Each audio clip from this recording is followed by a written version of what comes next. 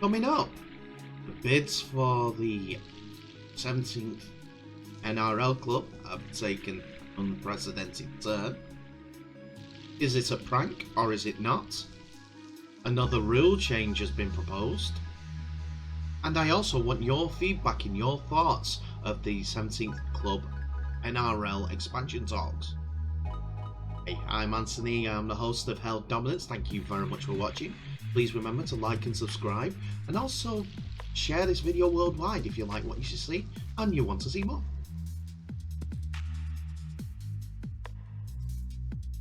So there's been a proposed rule change by ARL Commissioner Wayne Pearce in regards to kicks out on the full during a rugby game.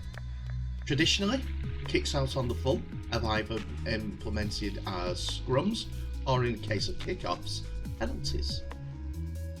So if the ball goes out without bouncing in between the lines of the entire pitch, penalty on the kickoff, scrum if it's in the field of play.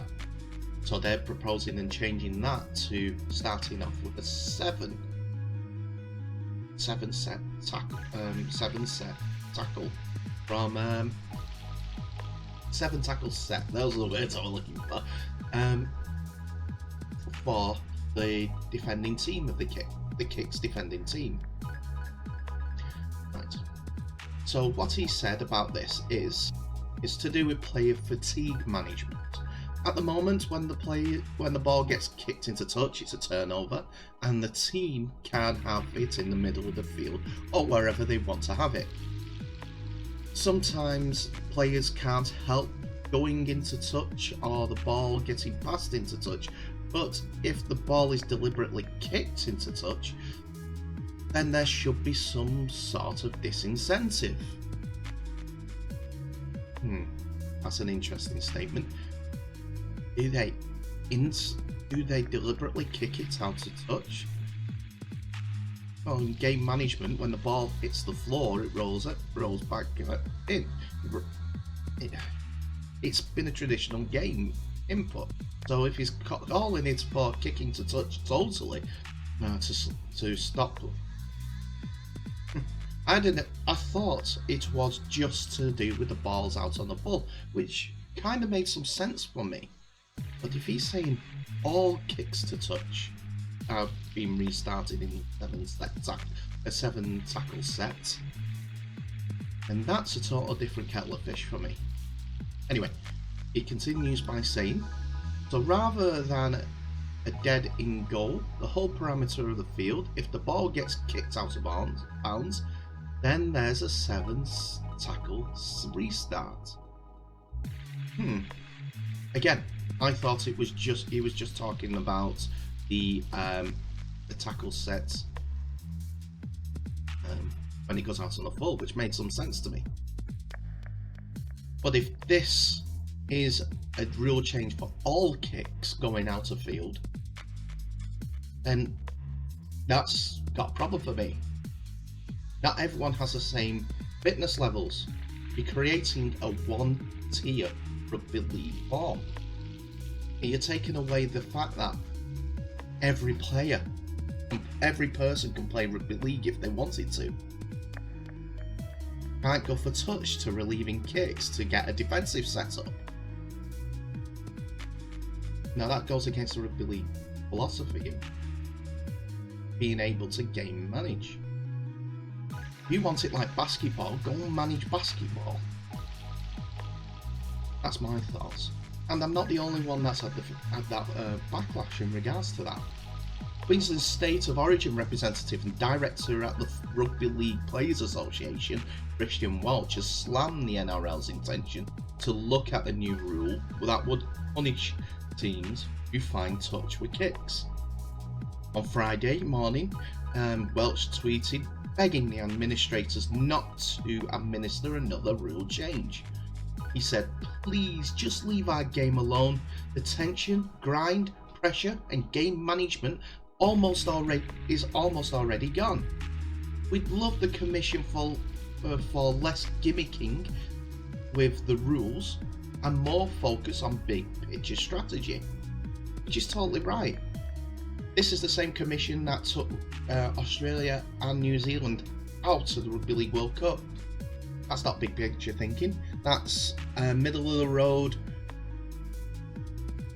colloquial type of thinking, rather than expanding the brand worldwide and getting international sponsors, like North American Rugby League have done, and they've been going for 2 years. Come to that second sponsor in another video.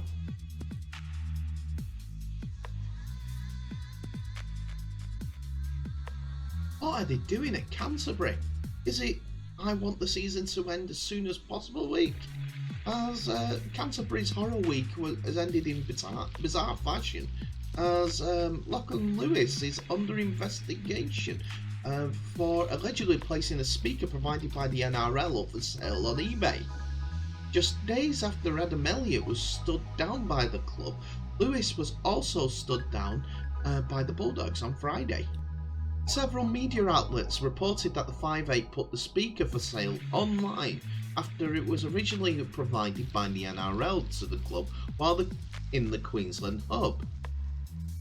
The incident is currently under review by the NRL's integrity unit, with officials trying to get to the bottom on whether it was a practical joke that just went wrong. Unlike many of the NRL players that are involved in these comments, whether it's the COVID breaches and things like that, the 25-year-old is off contract and will now be replaced by Jake Avarillo in the last place Bulldogs clash with Manly in the penultimate round of games. In a statement, the Bulldogs said, the Bulldogs have been made aware of the NRL's alleged incident involving Lockland Lewis. The club are currently working with the NRL integrity unit regarding this matter. So they're happy to look after things, work with the NRL to sort it out. There's been too many from all NRL clubs. The integrity unit need to set out a mandate straight away in regards to what a player's responsibility is to the league and to their clubs. For instance, a code of conduct per club, a code of conduct per league. Club ones must be more strict than the NRL's. That way, they don't get in trouble with the NRL. Yes, they can coexist and join together and have bits and pieces of both going in it, but if the clubs are sorting out their issue, the NRL will not need to get involved. Simple as that. It looks like the NRL are doing everything. They're in charge of everything, and the clubs will let their players do whatever they want. That's from an outside perspective. Too many of these type incidents. Adam Elliott with his bathroom tryst with a women's NRL player in a restaurant. Barbecue. Infamous barbecue with 13 players from the Dragons. That got one player fired and the rest fined. I think, yeah, the other one, Josh Dugan, getting a $50,000 fine. Needs to be more to be done. Looked at by the clubs. Get this totally wiped out. The league. It might start being treated like.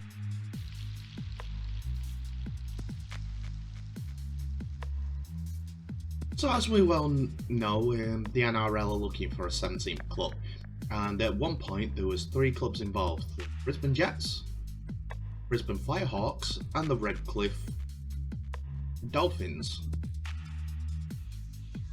The Redcliffe Dolphins are in pole position because of their history, been going since 1947, and an estimated wealth of 100 million Australian dollars, which makes them more appealing to the entire of the NRL. Plus, with their fan bases being in situ already, they're not going to call They're not going to go into someone else's yard and nick their fans. However, there's been some movement in the NRL bid with two of the bidders.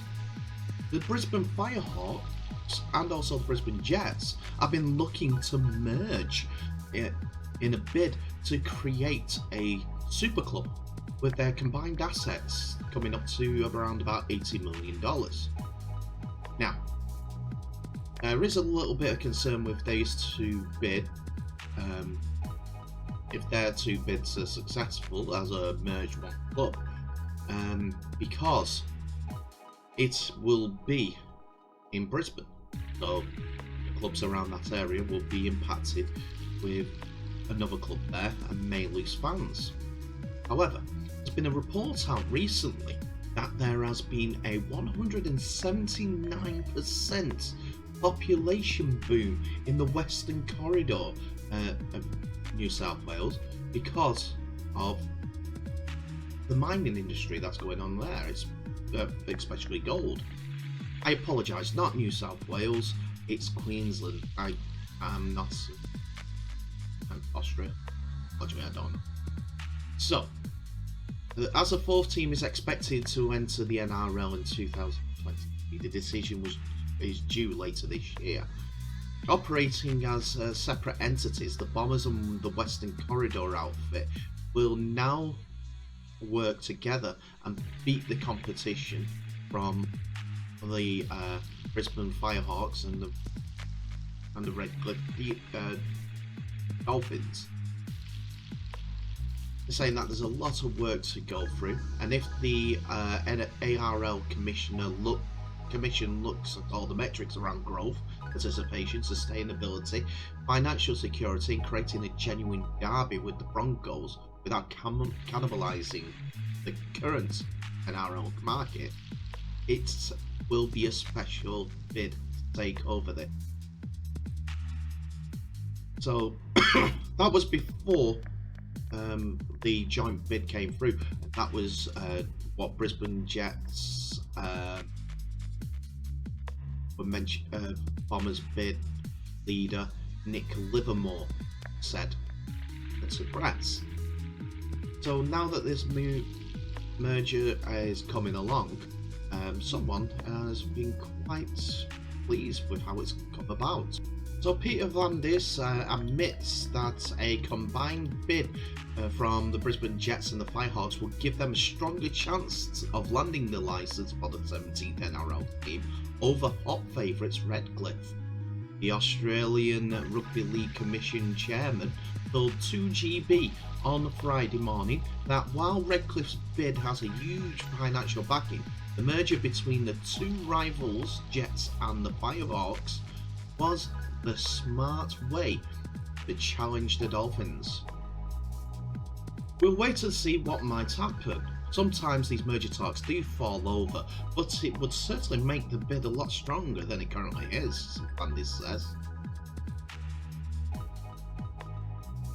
He was much more inclined with this as earlier the week all three Queensland clubs presented their bid to the ARLC and the NRL bosses for inclusion in the competition in 2023 or 2024.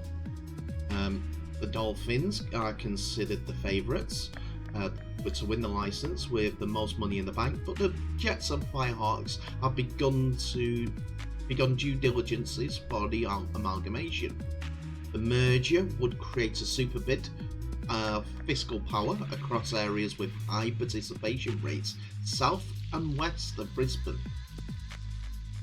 It's a very smart thing to do.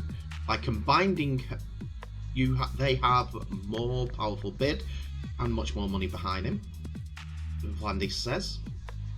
One of the real assets of the Redcliffe bid is the cash they have put into the game and valuable assets they have and the great membership of a new audience.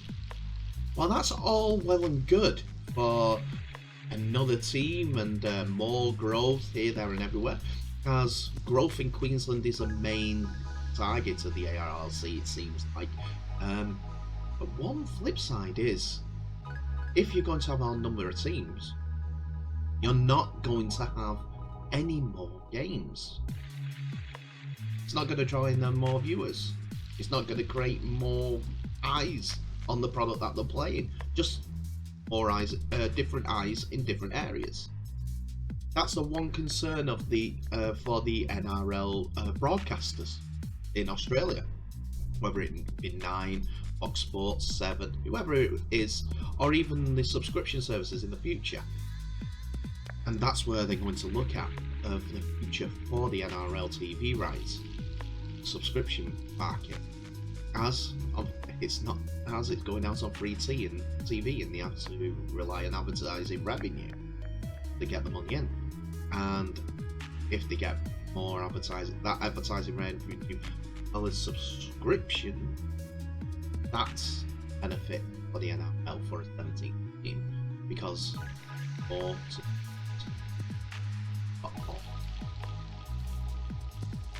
It's all about money, this merger. Yes, teams want an NRL club that will grow their area,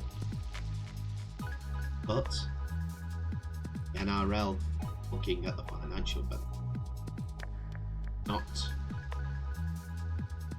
affecting the benefit. Why do you think they want a speeded up game? Why do you think they keep doing these rule changes? Why do you think that they want a 17th and an 18th down the line and they get it established? One side point about this is the NRL rescue package.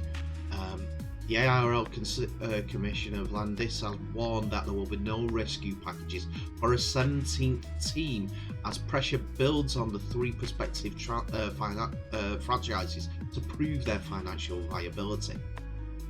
Landis made it clear he is ready to declare war on the AFL in a sporting turf war in Queensland, but the NRL's 17th licence aspirants must source their own ammunition to rival the code at bay. To keep the rival code at bay, even while the AFL tipped in more than 100 million to help their expansion club Gold Coast Suns in the first 7 years, Landis said the NRL will not be bailing out the second Brisbane NRL team. The NRL's most recent expansion team, the Gold Coast Titans, went bankrupt just 5 years after their licence and had their licence taken back by the governing body to keep that club alive. There will be no handouts or extra subsidiaries, Landis said. Second Brisbane team will have to show to us that they can stand on their own 2 feet. Our objective to dominate Queensland market, but if we proceed with our expansion, new team will not subsidise.